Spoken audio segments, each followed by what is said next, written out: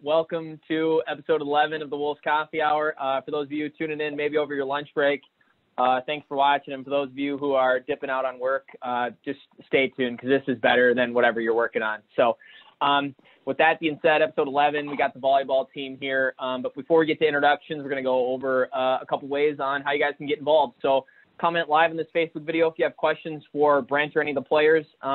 No one ever has questions for me or Austin. I'm not mad. I'm just disappointed. But if you have questions for anyone, comment section or on Twitter, you just got to go at Wolves Athletics and then hashtag Wolves Coffee Hour, and we will see that. So today we got head volleyball coach Brent Aldridge, and we got Olivia Rude, Peyton Ellingson, and Sally Gaul. How you guys doing? Great. Awesome.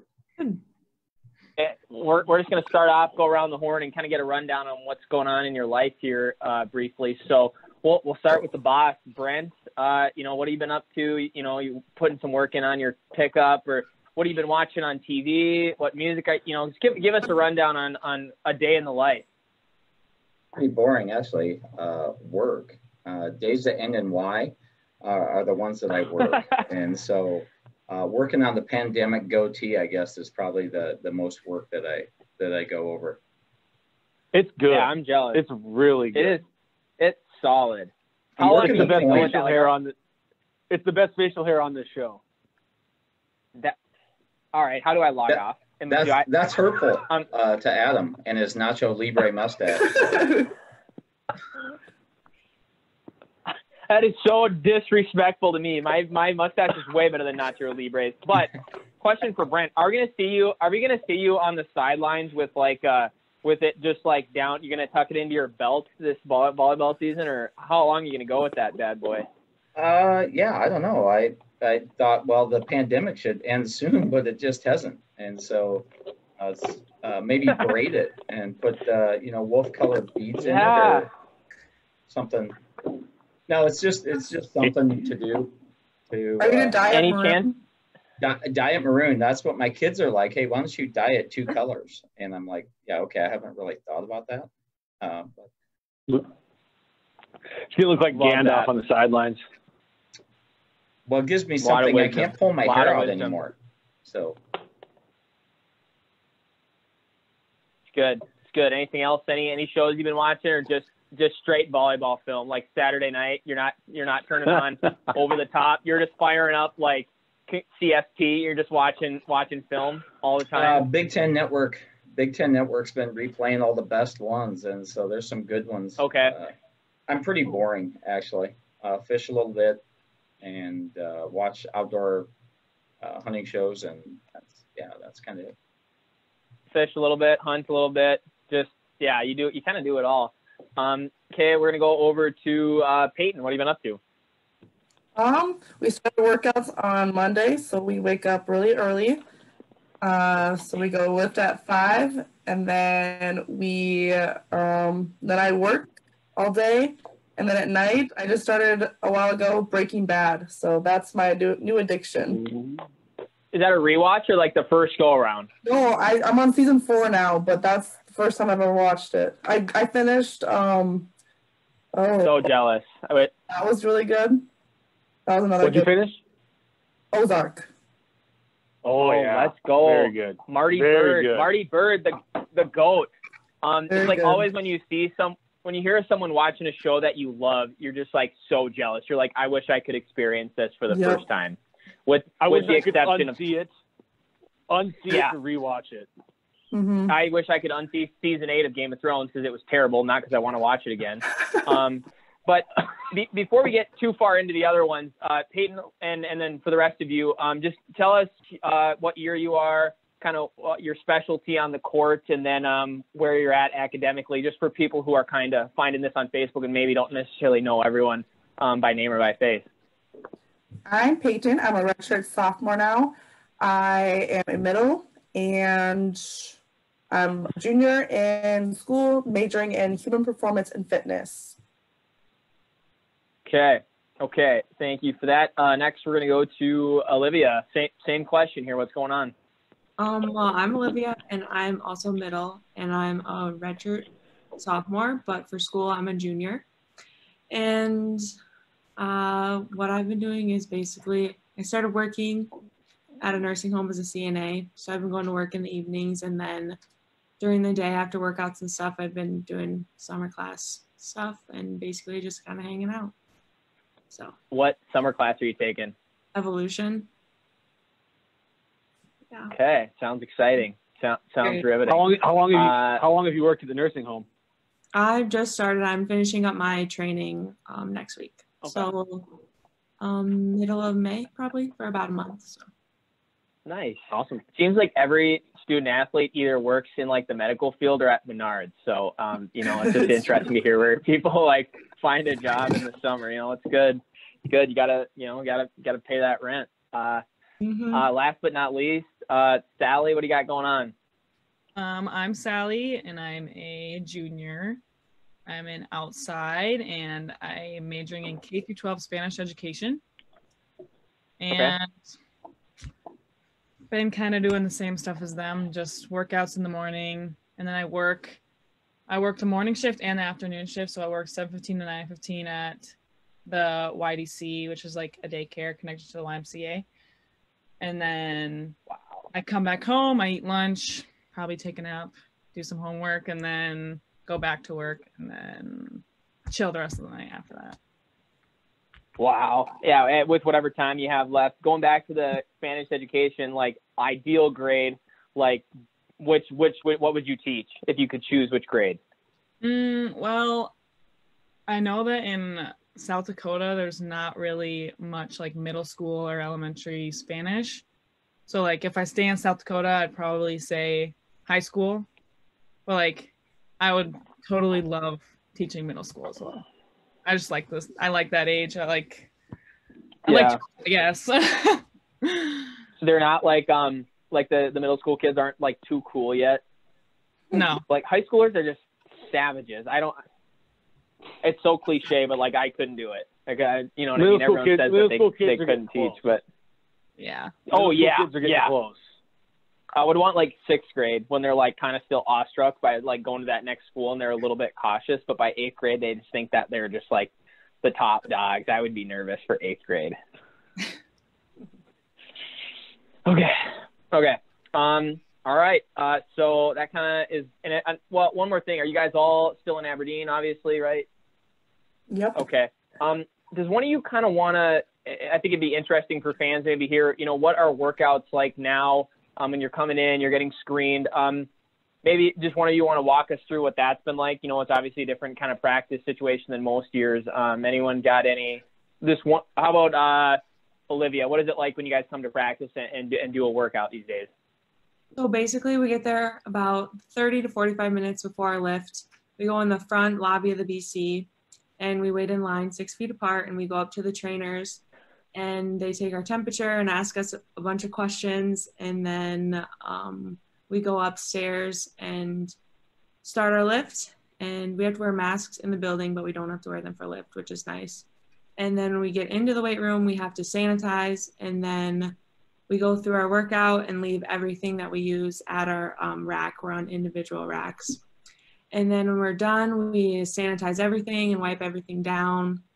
And then we sanitize on the way out. And then there's this certain order in the building. You have to come in certain doors and leave through other doors. And so we have to get screened every day. We have an activity for volleyball. So we do it right before lift. And then we have practice on Monday, Tuesdays, and Wednesday nights. And so obviously we're good for screening Monday and Wednesday at lift. But then on Tuesday mornings, we have to come in at sometime before 6 or around 6 or 7 to get screened and do the whole process. And then we can go. We're ready for practice Tuesday night. So. Yeah, no, I just kind of thought it'd be interesting for fans because, you probably just think, most years you just trying to show up, get your warm up in and you're ready to go. But, this year, obviously a couple precautions and, I guess, silver linings. That's why that's one of the reasons we're doing this show is for hopefully people can kind of, see and hear some things that they may not know about.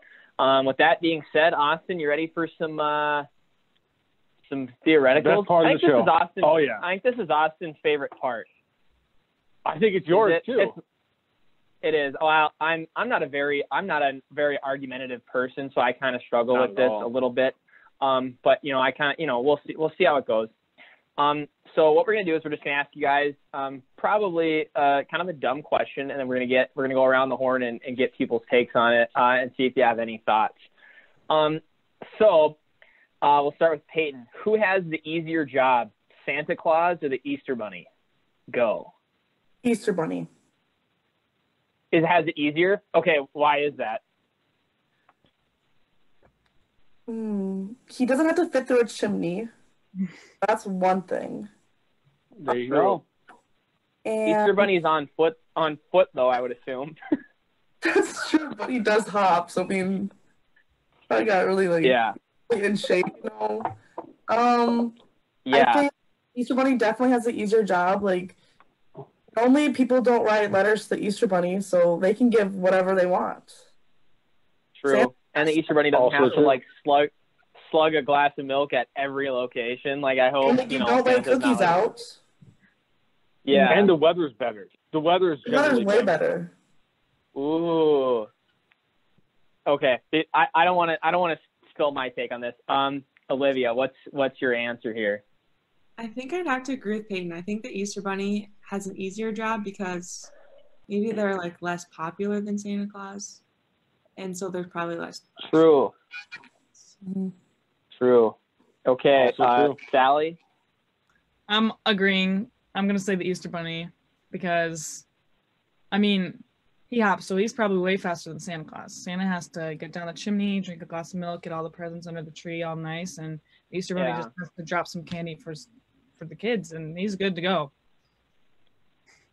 Yeah, you wonder if someone done the math on how many cookies he has to eat, going around the globe, and it's like, you would think after that many glasses of milk, he would probably develop some level of lactose intolerance. Like, there's just no way.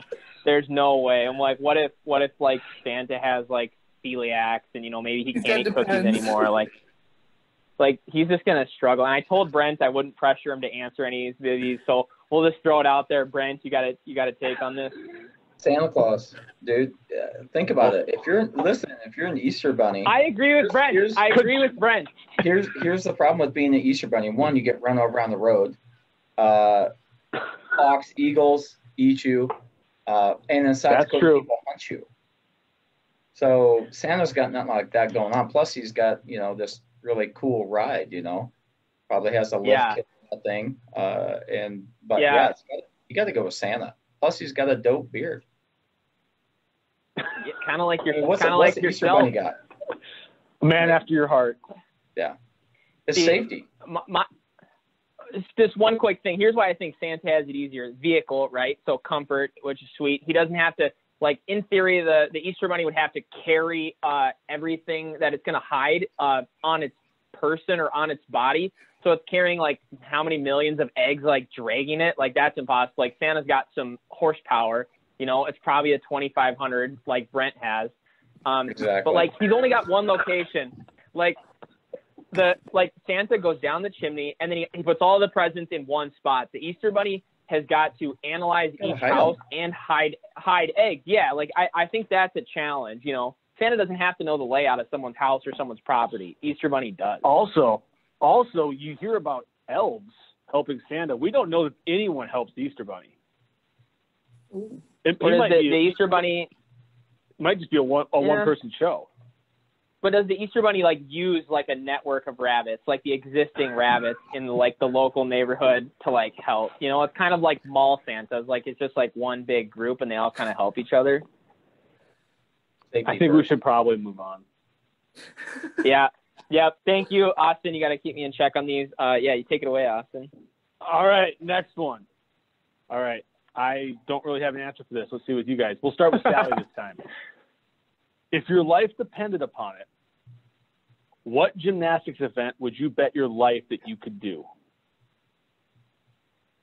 Probably floor. Because I don't that's savvy. The beam, the bars, or the vault. I feel totally either floor or vault, probably. Because I can jump off of like a box. I think I could do vault. And I can dance. Exactly. You guys spend a lot of time I'm gonna have to say floor because I can dance. So I think I can do it. There you go. That's really half the battle. I can't do that either, but it's still the one that's closest to the ground. And Exactly. if there was an event that involved jumping into the big foam pit of cubes, that would be the one that I would pick. But I haven't seen one of those yet. All right, Olivia, what do you got? What do you think? Well, I can't dance as well as Sally, but I'd have to say floor because there's no way I could do bars or beam. Vault, possibly, but I'll stick to floor because I could make something up. So Agreed again. Peyton? I can't dance, so bars. I think the bars, I mean, I'd have to do bars. you guys, they all are like, as they were just talking about, doing current workouts, so the bars may not be as absolutely of a disaster for them as it would be for myself. Oh my gosh, I'd be so nervous. I'd be so nervous to fall. Like you see those videos of people going to vault and they just catch it on the way up and they just get like jolted to a stop. Like I have nightmares about that. Yeah. I think I Brent? would take balance beam. Oh, you're a beam guy, Adam. Yeah, rings. Big beam guy. I always say that. What'd you say, Brent? Rings. Yeah, Ooh. you're like dependent on it. What if you got hot lava on the floor? You know, the rings get you off the floor. So Yeah, like a practical use. correct. I could see Brent on the rings, iron cross, just holding yeah. himself. Do you know what I'm talking about? Straight iron cross. Iron Cross, He can Iron do it. Maiden, something like that. Like Vince Vaughn in Old School with the cigarette just hanging out of his mouth. And he's No, I don't going straight smoke, iron but- cross.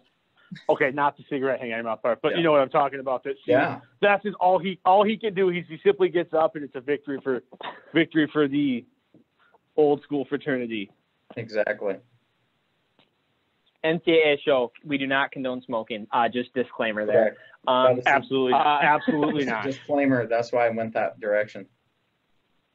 Good play. Savvy head coach play there. Are we ready for the next one? Probably not, but we're gonna do it. Would you rather have flamingo legs or T-Rex arms? Olivia, lead us off. And I think you assume, like, when it says, like, T-Rex arms, it doesn't mean, like, short arms, like you literally have the arms of a T-Rex. Like, you know what I mean? Does that make sense? I think I'd have to say flamingo legs, just because. Okay. I can still walk, but like I feel like I'm more limited with T-Rex arms because I can't really use my arms very well. But maybe if I had flamingo legs, they'd be like longer, so I'd be taller. True. But maybe if you have T-Rex arms, your arms are kind of already like tucked in, like ready for a bump maybe. I don't know, something to think about. Peyton? Definitely flamingo legs, because who doesn't want long legs? And you got good balance. You can stand on one foot like all day, you know, not that that's Exactly. very useful, but I mean, that's One kind of, you know, good kind of a flex maybe, yeah. Sally? I'd probably say flamingo legs too. I mean, I already have long legs, so let's just make them a little bit longer. Just I just like business as usual. so many things. I don't think I could ever. That's like having hands like this. That'd be so hard. It would be tough. Do anything. But but I think a T-Rex's arms are small for a T-Rex, but I think they would be big for a human body. So I think like it would, you know what I mean? Yeah. Like I still think they would be like at least as long as your current arms, just maybe like a different, I don't know. Brent? Yeah, I mean, it's a sweep. You got to go with the flamingo legs. Volleyball. T-Rex arms, you wouldn't be able to block. And we got 2 middle blockers on there. Can you imagine that? It'd be like, True. yeah. They couldn't get over the I net. saw this question and instantly thought with this group we have, flamingo legs with volleyball is going to be the runaway winner. I kind of had a feeling. Think how strong you would be. T-Rex arms would be so strong though. Like Brent, think about the weight of a bow that you could pull back. He could pull back a bow so strong, he could just do all the hunting he wants. But their arms are so short, though. They can't even pick their nose. Not a lot of leverage there. Yeah, no leverage. I was trying to stir Brent up a little bit, but he's just shutting me down. Shut you down. Yep, straight answer. Ashley just texted us and said T-Rex arms are approximately 3 feet, which would actually be pretty much as close as long as your current arms, probably longer. Oh, So not does Peyton. that change anyone's answer? Well, you have the I'm gonna claws measure my- involved too. You have the claws Huh? involved. You have the claws yet too. I mean, pop So in volleyball. fingertip to shoulder, my arms are 30 inches here. So the arm would be, this is getting off the rails here. I apologize. This is how long your arms would be. But they'd also be That's huge. massive. Yeah, they'd be like fat. Yeah, that would be. Yeah, Oh my God. that's just another benefit. That's another benefit. No. And no thumbs. True. Doesn't matter. You don't need to do anything. You're smashing through doors and stuff at that point. Austin, you better do the next one. I'm sorry. All right, let's roll here. These are not appealing either. Would you rather, for the rest of your life, always have hiccups or always have a headache? We'll start with Peyton. Hiccups. I absolutely love hiccups. I never get them, and I always want them. Oh, they're the worst. No, they're so fun. Like, I'm serious. All right. Like, So, headaches when are was the so last time you- cool, but hiccups are fun. Do you have a remedy for them? Is that why this is enjoyable? Do you know how to get rid of them? No, I think they're so fun. Like, I never get them though, and I just like whenever I do, I'm just like, oh, this is a fun time. Such a fun time. I'm speechless. All right, so she's Speechless. Olivia, what do you got for us? I'd have to say headache because I absolutely hate the hiccups, and mine hurt. They're painful, and so I'd probably take. I think sometimes hiccups actually cause headaches. I feel like that. I mean, they might go together. Maybe, yeah. I totally agree. Sally, what do you think? I would probably say hiccups because I don't really ever get headaches. So if I ever get even like a small little headache, it hurts so bad. So I'd probably say hiccups. Hiccups are annoying, but they're tolerable. Like, how would you eat or drink or anything? Like, you're going in for a spike and you just hiccup and just like whiff on it. Like, I would be so nervous. Like, it would make sports so much harder. Like, it's like max lift day. You're like, okay, guys, we're gonna max front squat, and you hiccup in the middle of a max front squat and like launch the bar. Like, I'd be so nervous doing like intense Catch yourself things. in the chin. Yeah, I couldn't do it. I think I'd have to go headache. Brent? Should we do? Yeah. I live with headaches. So, I mean, if you coach, every day is like full of headaches or bad. We already used Yeah. Hiccups are no big deal. You know, you can coach, but I mean, you coach with a headache all the time. I mean, you're dealing with referees that can't see, and so. Yeah. Don't you think it would be hard to get people to take you seriously if you had hiccups all the time? Like, Brent's like, all right, guys, line up. And it'd be like so corny. Like, I'd be like, what is this guy doing? I think it'd be so cheesy. Yeah, the headache you can kind of hide. It just looks like you're mad all the time. Yeah, that's good. That's good. Do we, one more? Are we up for one more? Yeah. Okay. Oh, we got two to choose from. I got to pick a good one. Number 6 or number 7, Austin? I don't know. Let's go 6. Okay. Would you rather always be 15 or 50 for the rest of your life? You're stuck at that age. Brent's like, I'm in the prime of my life. Dude, I'm 52. I can't get back to 15. Yeah. It's just all downhill from now. We'll start with Peyton. What's your answer on that one? 15. That's it. Yep. Any reasoning or just that's it? Like 50 is just like you get to be 50, and like it's just then you're 50.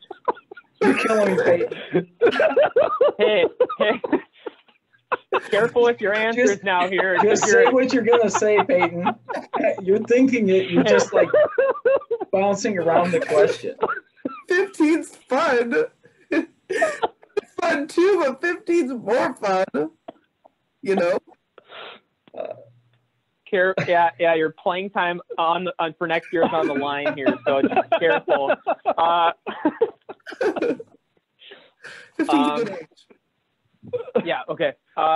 Olivia, carefully answer this one. I think I would say 50, because when you're 15, 50. 50. Okay.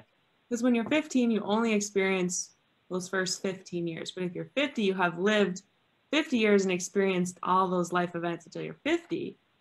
And then you can just stay 50 and not really get old and not have to do the bad part being old. That was a wise answer. I think that was the most very wise philosophical answer we've had so far on this segment. That was And it kept deep. your coach happy. It was a really all-around great answer. That's savvy play. Sally? I was gonna say 50 as well, because I don't know. I think I don't want to just be young. I want to grow. Yeah, you're like I'd permanently rather be 50. awkward. Yeah, I was awkward. Brent, yeah, it's tough. But, like, no responsibilities. You're probably old enough to have a driver's license. Like, there's some freedom there, but you couldn't, rent a car, get a hotel room. You can't travel. In Iowa, you're just stuck. In Iowa, I couldn't. Can't rent a car. Yeah. A lot to think about. Brent, I think I know what your answer is going to be. 50 hurts worse than 15. Like, you have more aches and pains. Like 15, 1-5, you're invincible. I mean, you're jumping off, I don't know, the boat while it's flying 35 miles an hour and stuff. And then when you're 50, you sit and laugh at people that do that stuff. They're making the YouTube videos that you laugh at when you're 50, because when you're 50, it's like, no, that's going to hurt. So I like Olivia's answer, though. You gain the wisdom of all the 35 years, but then you're like, geez, I'm kind of on the back half of my life. 15, you're looking forward. Yeah. 50, you're looking like, geez, let's slow down. So I like 50 though, because you could take care of yourself. Like 15, your parents are gonna eventually like retire, and then what do? Do you like then find a new like set of caretakers? Like, it's so awkward. Like, what would that transition be like? Like, it'd be so cringy. Like, you'd have to like find another like set of, you know what I mean? I don't know. I wouldn't. You can't live on your own. Yeah. well, you can. I mean, you can. It's just, where are you going to work? I tell my kids that all the time. My own kids. They're like, geez, That's another, I'm going to start charging my own kids rent, because they think money grows on trees. So I just think, okay, well, let's just charge a little rent. Then I wouldn't have to work as hard. Maybe charge them. Yeah, I mean, that's another consideration. Career options are limited at 15. We have a whiteboard in our house, and we'll just like start putting, macaroni and cheese, $1.50, hamburger, kind of like a restaurant. And then if I have to do the dishes, then there you go. We charge for that too. Okay. Well, I think we're split on that one. But we're gonna end the theoreticals there. Before we get too far off the road here. We're going to kind of switch gears here a little bit. We're going to ask you guys some questions. It might either be kind of about your career or your season, or kind of what's going on in the volleyball world these days. We're going to start with Olivia, and this question will apply to a few of you here. You were a multi-sport athlete coming out of high school. Was volleyball, from your freshman year of high school through, did you know volleyball was going to be your calling, or kind of what was that like? Did you always know that that's the sport you wanted to play at the next level? Honestly, no. I had no idea. If you would have told me freshman year of high school, even sophomore year, that I would be playing volleyball in college, I would have not believed you. But I guess I didn't really know. I was just kind of like open to a lot of options, and then I realized volleyball is something that I want to do and continue doing. And I just didn't see myself, I guess, doing track or basketball at a higher level. And so I think that just the opportunity that was presented to me, coming here and playing volleyball, and the school and the program just kind of made that decision for me, I guess. So it just kind of fell in line that way. But yeah, in 7th grade, when it was either hey, you have to do volleyball or cross country, I was like, I'm not going to do volleyball. I'm doing cross country. I don't want to do volleyball at all. And then all my friends were doing it. So I was like, all right, I guess I'll do it. And so I started volleyball in 7th grade, and then here I am. So That's awesome. I gotta ask anyone who's a former track person. What events did you do in track? 2s and 4s in relays. Nice. Good stuff. Okay. And then maybe we can ask the other two here. Kind of same question. Did you always know volleyball was your calling, or what other sports did you play in high school, and what was kind of that process of choosing volleyball for college? Peyton.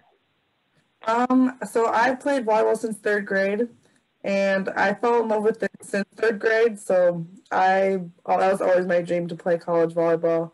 I did play basketball, and I did track, and I did softball and all that. But I loved all of them a lot, but volleyball was always my absolute favorite, for sure. So you're kind of on the other end of that. You had no doubts in just volleyball through and through, and that's awesome.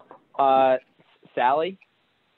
I was also always 100% volleyball, because I started in 6th grade, and I had older cousins who had played volleyball, and I was like, I'm gonna be just like them. So I've always been 100% volleyball. I played soccer in high school. I was a goalie. Not really. I mean, I wouldn't say I hated soccer or anything, but they kind of just said, hey, we need a goalie, and you're tall and you're good at volleyball, so you probably have good ball eye hand coordination. So I went out, made varsity, and then I played 3 years. So I played sophomore, junior, and senior year. But volleyball has always been a priority for me. Yeah, is there, maybe it's a question for any of you guys, is there anything, what is it about it that, what's the one thing of the sport, or maybe a few things that you're just this is why I love it? Is that, maybe that's kind of a tough kind of existential question, but Peyton, do you have any reason why you're hey, this is the sport that I love and this is why I've wanted to do it since 3rd grade? Yeah, I mean, I absolutely love the team aspect of it, but getting to block people is so fun. That's one of the best feelings, when you just get a stuff block or an amazing kill. But nothing literally beats a stuff block. That is literally the best feeling ever. And it's all on effort, so it's even more fun. That's awesome. Olivia, Sally, and what? And getting facials is a great feeling. You just hit someone in the head with a spike? Yeah. I'll be nervous. I'll be my number one fear of playing volleyball, just being on a highlight reel, just getting dunked on. I'd be so nervous. Olivia, Sally, do you kind of have what's your passion of the sport come from? Is it, blocking or spiking, or, what is that like for you two? I mean, my thing is something is always happening. It's always super exciting to watch and play. With soccer, because I was a goalie, I'd maybe touch the ball 3 times a game. Even if we're playing a good team, I'd maybe touch the ball 3 times a game. And so boring. I'd just rather be running around the court, jumping all over and stuff like that. So yeah, I think that's awesome. It goes back to what both of them said. It's there's little victories all the time. You get a kill, you get a block.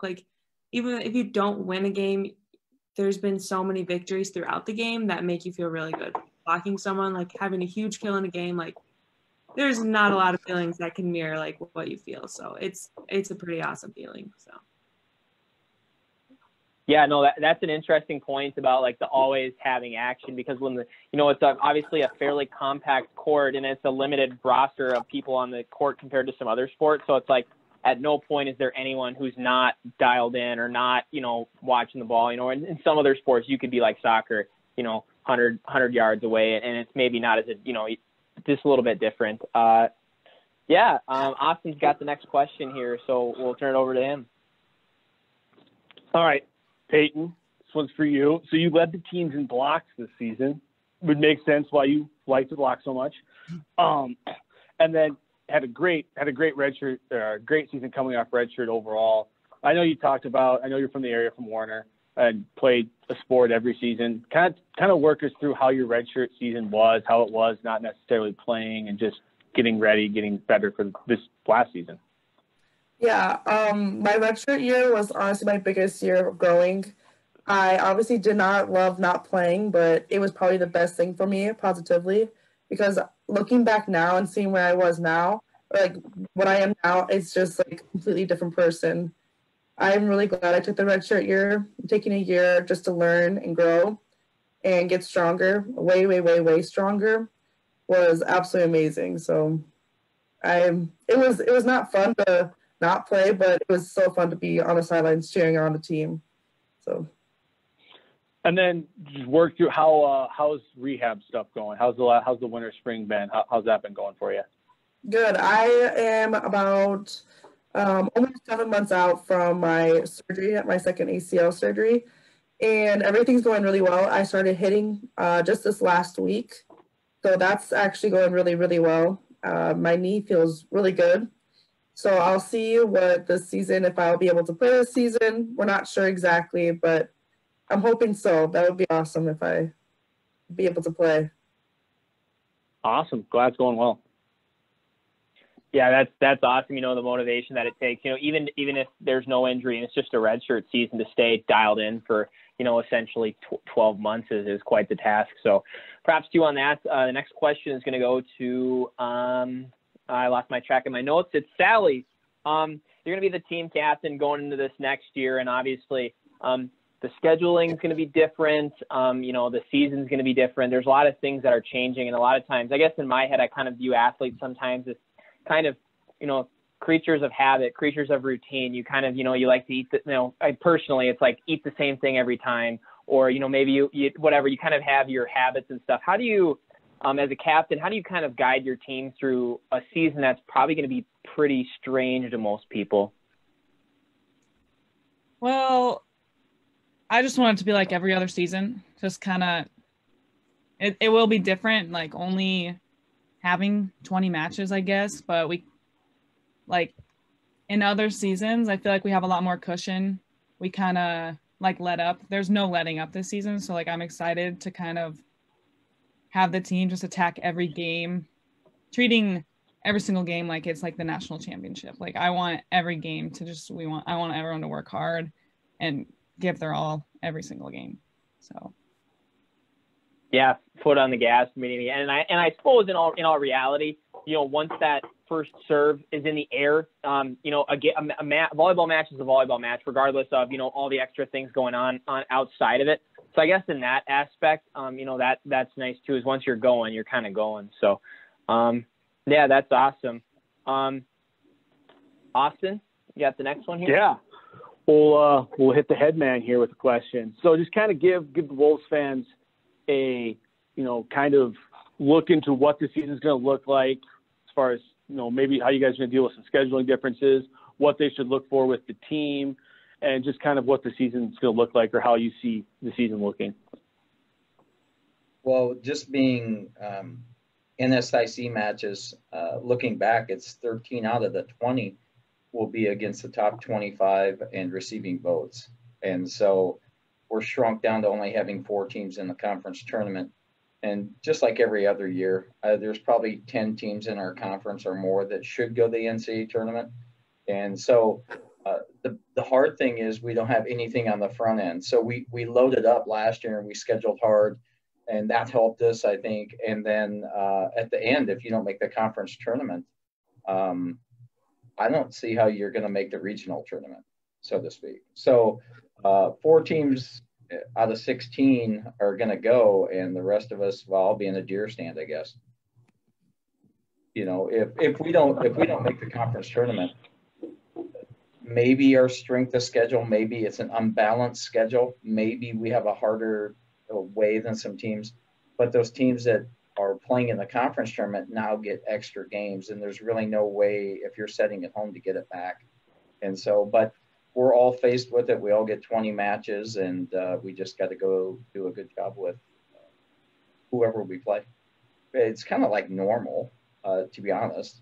You get 20 matches and either win the conference or you don't, or you're in the top 4 or you're not. And but we'll do what we always do. We'll throw it out there, and we get to play against, I don't know, top 5 teams in the nation. And it's kind of nice when you can schedule preseason wise and add some more strength so they can't leave you out of the tournament, so to speak. And so, but whatever, these three and the kids coming in are like they're going to do great. They're going to do great. Yeah. Speak a little bit. Who do you see coming in that you think could make a difference right away? Yeah, we got a bunch of kids coming in. I mean, we have 10 kids coming in, and so our ball control, for us, we were second in the nation in offensive efficiency. Our ball control has got to be good. And in fact, it's got to be better and good because we want to set our middles and we want to set our right side. And but you know, we have a lot of new faces that are going to compete, and the returners know what to expect. I don't know whether you can ever really. You can ask these guys, but coming out of high school, it's way different than coming in here because everyone on the screen was a stud, you know, coming out of high school. And it's humbling. Sally was the only one that didn't redshirt out of these three. And not that the other two weren't able to play their freshman year, but like Peyton said, it was a growing process. And you can learn a lot or you can make it miserable on yourself if you redshirt. And I think both the two that redshirted used it in a positive way. It is hard, but for sure they grew as players and were always good teammates, I felt like. So yeah, there's some different avenues. You know, Sally's clock's ticking faster than theirs because she didn't redshirt, and it's scary to think she's already going to be a junior, you know, and it just goes by so fast that as a coach, you're thinking, oh, well, we got Peyton and Olivia for, you know, 3 more years, maybe, you know, you never know. They're both going to go to grad school.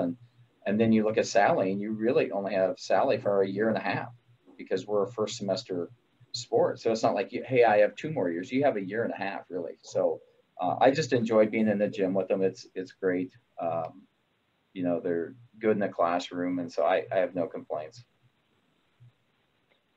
Yeah, and that's maybe a good follow-up question for the 3 players here. You know, I know we are always saying this, like the NSIC is just brutal in terms of how hard the competition is. Could maybe we'll start with Peyton. Give us a little insight on what, you know, your transition from, you know, high school to playing in the NSIC. What's, you know, practices, competition? How is that transition? It's a big transition, honestly. I didn't realize how much faster the game is compared to high school, especially since I came from Warner, which is a smaller school, but known for sports, and we were really good at volleyball, but it was a huge transition to see how fast the game can actually be played at. And being in this conference is absolutely amazing because the competition is always really awesome to know. There's really no boring games to be played, so yeah. Yeah, I know, and like Brent said, you know, some of you guys redshirted your first year, but I mean, and maybe Brent could comment on this. Maybe in a lot of other conferences and a lot of other teams, you're probably a starter, you know, sure, in terms of the level of. Yeah, I mean, for sure, Olivia and Peyton could have, you know, went in our conference and started. And I was happy they're actually roommates, which is, and, you know, are good friends and competing at the same position. They're both middles. And, for sure, when they looked at Northern, they looked and saw a great opportunity. The funny thing is I offered Peyton as a freshman in high school on New Year's Eve, actually, in this office right here. And so that's also sped up from when I first got here. You know, they were offering kids their senior year. I actually offered Peyton as a freshman in high school. And then Olivia, I did camp down at Olivia's high school. And, you know, Sally was a little later, but it's really, volleyball's really sped up recruiting wise. So we're on 2022s right now. So kids that we can't even talk to, which makes it, you know, Peyton was right here in town. And so she was on campus quite a bit, but it makes Holly and I, you're trying to project how good a kid can be. And, but that's just how it is in volleyball. Yeah, ridiculously competitive. We'll round this one out. We'll give Olivia a chance, and then we'll give Sally a chance. Olivia, transition from, you know, high school to kind of the high competition of the NSIC. What's that like for you? It's definitely a change, and it's definitely a humbling experience because I looked back I saw a video of a high school game, and I was like, wow, wow, I have changed so much. Like, I was good in high school, like, it doesn't seem like it. But no, it's definitely the level of competition, the speed of the game, definitely faster. But I mean, that's just how it's going to be, and that's how it always is. And so, yeah, you just have to adjust. Was there? Yeah. What was it like to probably go from being maybe one of the more dominant players at your school and or high school league to coming into a team in a league where it's like you're probably one of the better players, but you got to probably work a lot harder. What's that? Is there a mental shift that you have to go through? Yeah, it's definitely a lot of like self-motivation, because you have to realize what you need to do to better yourself and to better the team. So like my redshirt year, it was, okay, I need to better myself for practices to better my teammates who are playing. I need to better myself for the opportunity to play when I'm not redshirting. And knowing your role is like cheering and like being a good teammate and holding your teammates accountable. And so it's definitely self-motivation, I think, because you want to do it for yourself, but then also like you want to do it for your teammates and your programs. Yeah, that's awesome. I like your comment about, working hard in practice to make your teammates better. I did that in high school, but I just was a practice guy for 4 years. So never quite made it over the hump. But anyways, Sally, thoughts on, kind of transition from, high school to college athletics? Well, in Iowa, I feel like I mean, I'm from Des Moines, so it's a way bigger town, I guess, or city. So like, I kind of already felt like I wasn't like, I knew girls were committing when they were like sophomores, and when going into my senior year, I was like, I need to be committed. Like, I want to play in college. I need to find somewhere, and that's kind of where I learned. I started looking at the NSIC, and I don't know. I emailed coach and came to camp or whatever, and I loved it here. But it's hard coming from such like a big high school and like such like huge team. Like, I played people who go to Texas now and they play at Nebraska. Like, it's just kind of crazy that I come here and that's my win. Like, this is my Nebraska. Like, I feel like this is like the perfect fit, rather than like, oh, I want to go D1. Like, I didn't want to sit the bench. I don't want to play right away from high school. So like, that's why I knew coming here was like my fit. I think the hardest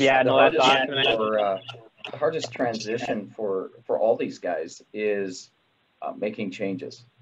And we hold them accountable. We take numbers every day. We take hitting numbers, passing numbers, side out numbers, and they know that coming in. Every person we recruit, this is how we're going to determine who plays. And so we don't use that as the only factor, but and then it's fit and all that. But I think the kids that can adjust, Peyton and Olivia and Sal, have all adjusted and made changes to their game. If you get stuck, I'm going to do this shot all the time because that's what I did against the 5'7" block in high school, you're going to eat it. It doesn't work. And so, Olivia comes here and increases her range, has a nice cross body shots, good off 1 foot. She's athletic. I mean, she can grab the rim. And so then it's just technical stuff that I think each of them has to go through and make changes to play, not just to get to play here, but play at a high level and keep us on the national stage and win conference titles and try to become the best athlete and volleyball player they can here. And that's, maybe correct me if I'm wrong here, kind of one of the hallmarks of, maybe your program is everyone knows exactly where they stand, and you've kind of got to, not kind of, you're working for your spot day in and day out, because if you do let up, there's, multiple people who are doing their best to sneak in there, right? Yeah. I mean, these guys have all experienced some sort of, I wouldn't say heartache, but hey, I'm not playing very well. I don't sub a lot, I will say that, but what we try to do is put our trust in them and let them make mistakes during the match and in practice, but it comes down to it. 25 points goes by quickly. So the amount of mistakes that you can give another team, that's a point, every mistake you make. And so we measure that as well. Did a study on that. And so that's every day, Holly and I are looking at how can we be better. And so are these guys. They're all looking to see, hey, how can I help my team? And that's really what I think college athletics should be about. We've had one kid since I've been here go to Germany and play pro. And so they're all going to be making money, but it won't probably be playing volleyball. Yeah, no, that's awesome. Well, before we close it out here, we're just going to kind of give people a little preview. So next week is actually the end of season 1 for the Wolves Coffee Hour. We're going to have cross country on. That one's kind of near and dear to my heart. So that'll be good. And, big news here. Wolves Coffee Hour renewed for season 2. We got the green light from the boss. So, stay tuned for future info. I can't spill the details yet. We're keeping that one close to the vest, but stay tuned on that cross country next week. Austin, take it away for us here. Close us out. Yeah, we're gonna close out with one real quick lightning round here. So we'll start with Peyton. We'll go around the horn here quick. Just give me your answer. Obviously, you guys are all competitive and you guys fear no one. But if there was somebody on the team, you're lining up, you guys are doing blocking drills. Who's the last person you want to see across the net from you? Actually, Sally. I always get blocked by Sally, I feel like. So, Sal. All right, Olivia. Sally. Oh, Sally. If I'm running a wide, yeah, Sally's usually got me on those. So. Yep. Sally, who's yours? I'm probably gonna say Peyton. All right. There we go. Or Laura, but Laura's injured, so I guess I don't know. That's tough. Mine would be Brent standing on that big 4-foot platform, just launching them down at me. I would be nervous about that. But that is episode 11 of the Wolves Coffee Hour. Wolves fans, thanks for tuning in. Tune in next week. And with that, have a good weekend here and go Wolves. Thank you. Wolves. Wolves. Go Wolves.